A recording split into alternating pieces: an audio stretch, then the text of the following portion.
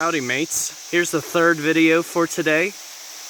We actually just came from above this waterfall when I did my last video pertaining to the red mulberry, but now we are below the fall. This is Martindale Falls, and this essentially has the same exact formation as that of Paddy Falls, which was what I was pointing out in the first video. But this, to be honest, is probably my favorite one, because this is the largest, too, out of all of them.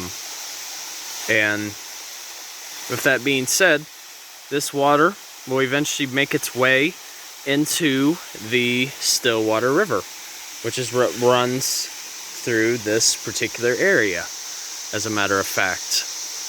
But it kind of reminds me of being in a little bit of a tropical setting right now, considering that it just rained. So it kind of reminds me of being in a rainforest, as a matter of fact.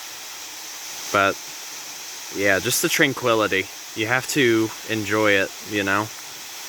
And I actually also wanted to point out with you guys, you see the ground right here? See all those little holes and those little like brown pieces? Those are all the old exoskeleton of the cicadas that were here. And all those boreholes are essentially where the cicadas emerged. It's amazing to think that, you know, over a span of 17 years, they're right beneath our feet.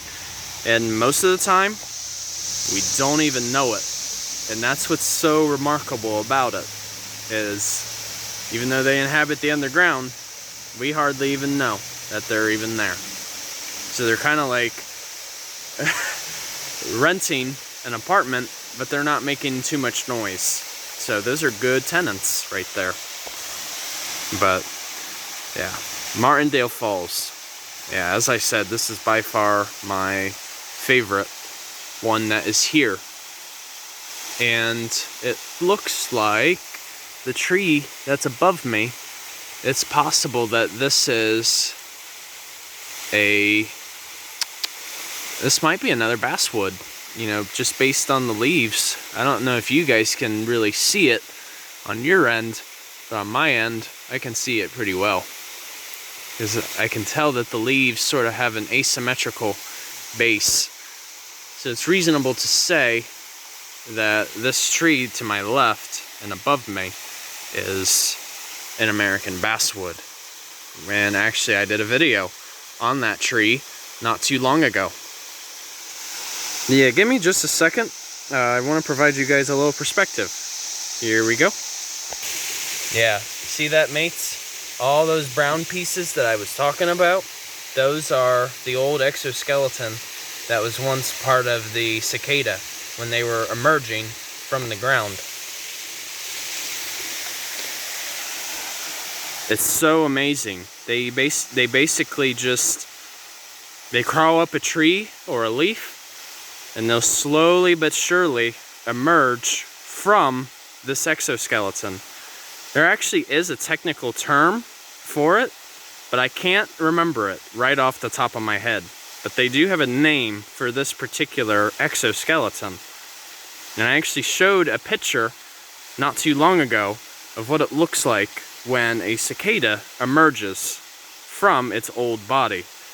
But yeah, you can find essentially like hundreds of them right here. And this is just one area. So there's likely, you know, throughout the span of this whole section, there could be quite a few thousand. And this is only at one metro park, one little section of it. So it's just, as I said, it's just remarkable to think millions or even billions of cicadas were right under our feet the entire time. And it's just amazing how they know the time span of 17 years. They're a very complex creature, I will say that. But yeah, hope you guys enjoyed this video, and highly recommended spot, Englewood Metro Parks. We're at the East Park portion. They have a couple of different portions, but honestly, to me, based on experience, East Park is probably the best, you know, in terms of scenery, I think. So, hope you all enjoy the rest of your Wednesday, and Journey on a Journey is outwards. Take care, folks.